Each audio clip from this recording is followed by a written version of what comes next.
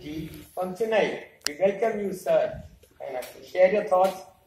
Swami Svetananda, also known as Reverend Dr. Ravikumar Stephen, is the founder of the Sages of the New Covenant. He is 53 years old and his qualifications are MSW, MBA and PhD peacemaking. Must be meaning something I am not able to comprehend, but qualification. MTech, South Wales, PhD, Organizational Behavior, DCS, Church History, and is by way of profession. He is a peace evangelist, Acharya, ordained presbyter of the Anglican Church of USA, diocese of Seattle, and management consultant. His peace work includes Track 3, Peace Initiative to Pakistan and Interfaith Dialogue. We welcome you, sir, for being here with us and share your thoughts. We will be giving you 10 to 15 minutes and 10 minutes to each speaker because we are already behind schedule. Okay? And then we may have some question-answer sessions that should be more enlightening. Good evening, friends.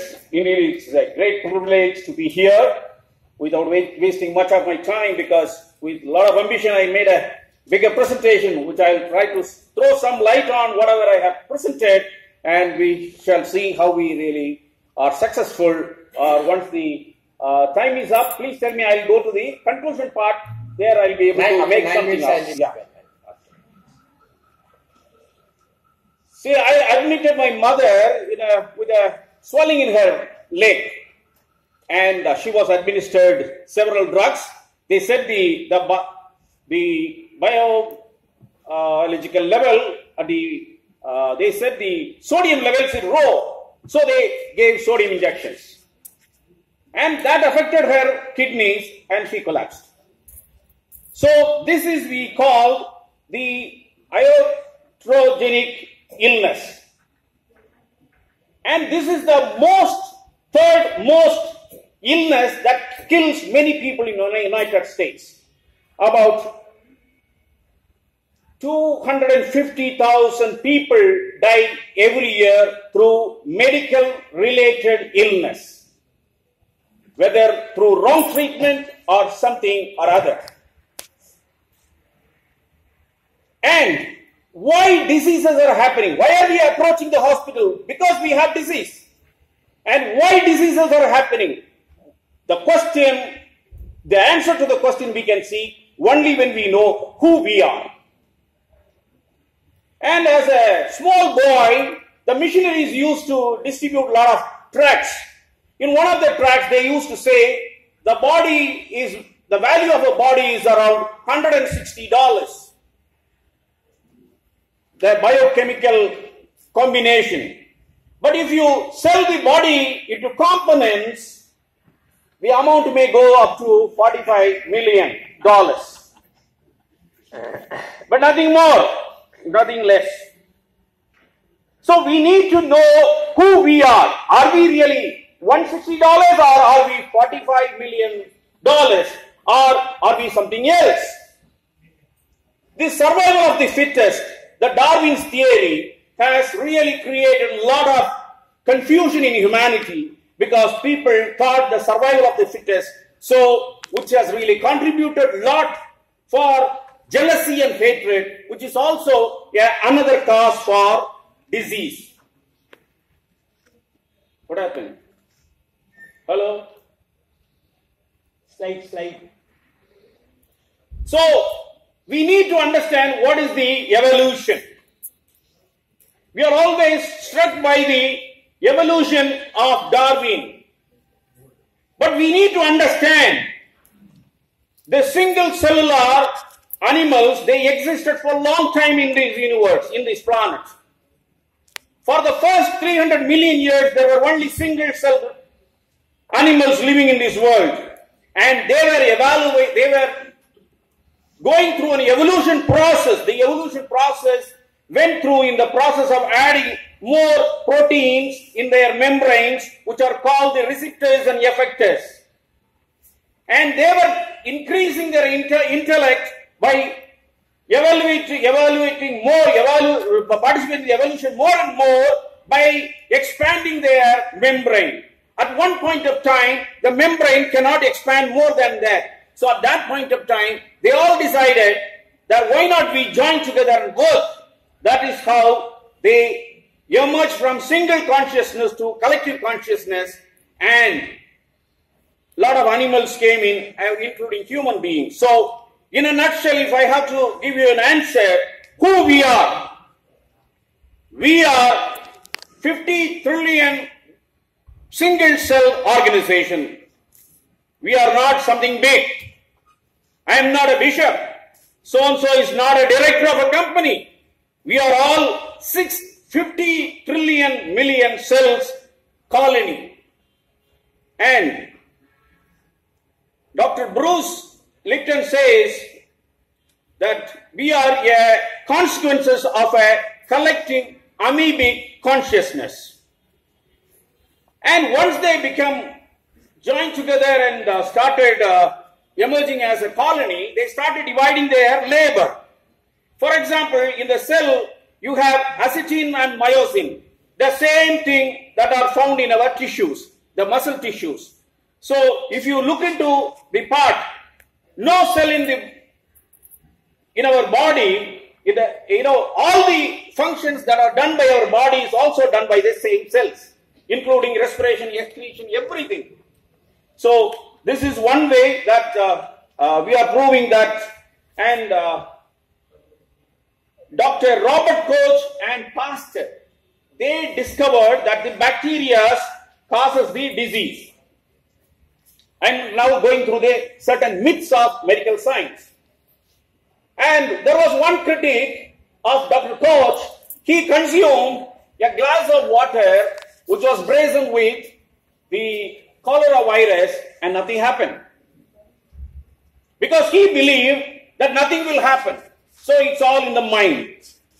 And apart from that, I said 50 trillion million cells.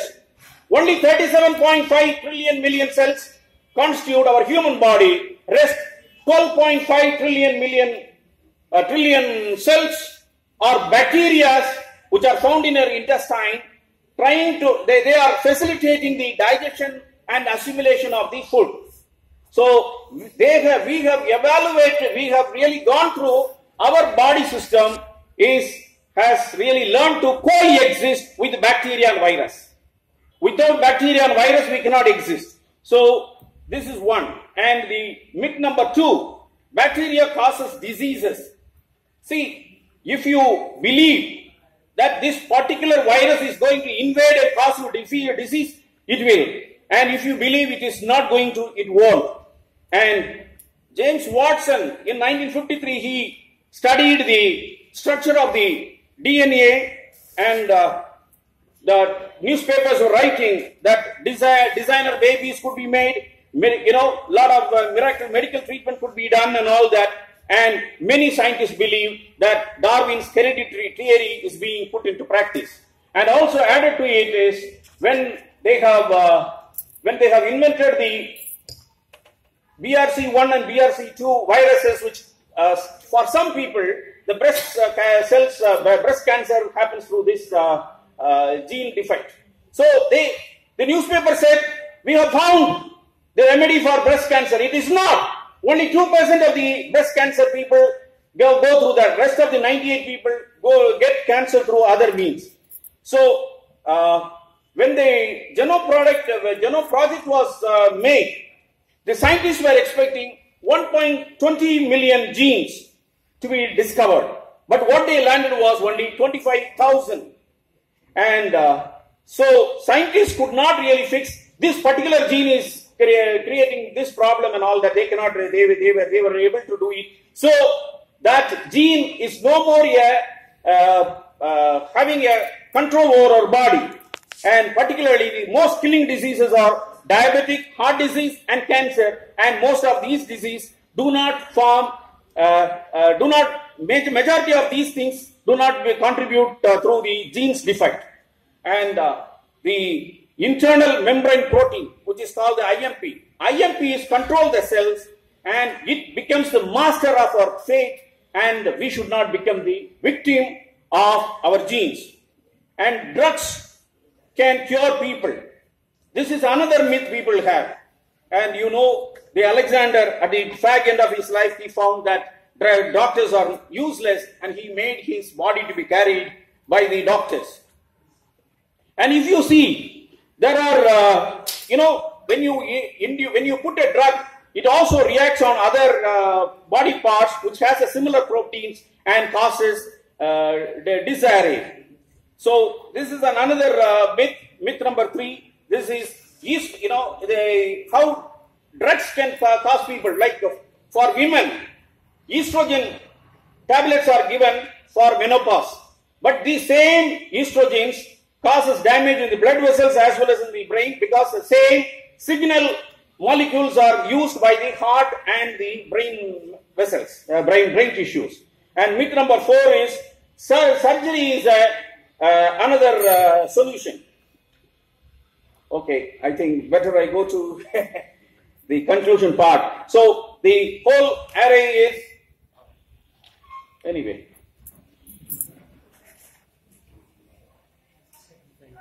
See, in the universe, the cell is also having a symbiotic relationship with themselves.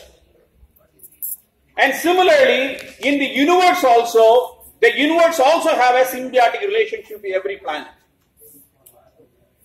And in the Bible it says, God is created in the likeness and the image of the God. And the likeness of the universe is the enlarging, vibrating mode. And also it is said in the Bible that God is in the form of a word. So our body is also vibrating. And the similar vibration happens at the cell level also. And if you could really align ourselves with the vibration of the universe, the vibration of the inner cells, you will be disease free. And the only solution is you need to live a symbiotic relationship. You have to have a symbiotic relationship with the nature. For example, in the plant kingdom, in the animal kingdom, the hermit crab and the anemones have a collaborative relationship. When someone comes and attacks, the anemones shoot their poisonous arrows. So this is how they really have a symbiotic relationship. And similarly, in Tamil we call the Om. The Om is the vibrating, the energy of the universe, and which we call the God, because in the beginning, Bible verses say, in the beginning there was Word, and the Word was God, and the Word was with God. So, who we are? Can you sum up? Yeah. See, the cells in the body form a Vasudeva Kudumbakam inside. The galaxy is also has a coordinated thing, and they also have a Vasudeva Kudumbakam. Only thing, the Vasudeva Kudumbakam is not happening in ourselves because we generate negative emotions. The negative emotions create certain antigens, certain electromagnetic waves inside, which affects the cell waves in the body cells, and the diseases are caused. So we need to believe that whatever, if you have a disease, that you see that you have a disease, but believe that you will not have a disease. Believe that you will be relieved of the disease. That is how the paranormal phenomena happens. People are walking on the hot fire, or people get healed through touch and other sorts of energy fields and all that. So the Swadharma of the human being is love. If we love the other person as a fellow human being, we will be disease free. And that can happen only when we think the other person is a God. When we think that the other person is a God, we will respect them, which I call the Emmanuel consciousness. So I am concluding. So the best way to have a disease-free life is to treat the other person with love and treat him as a God, and by realizing that the God is also living in you. Thank you.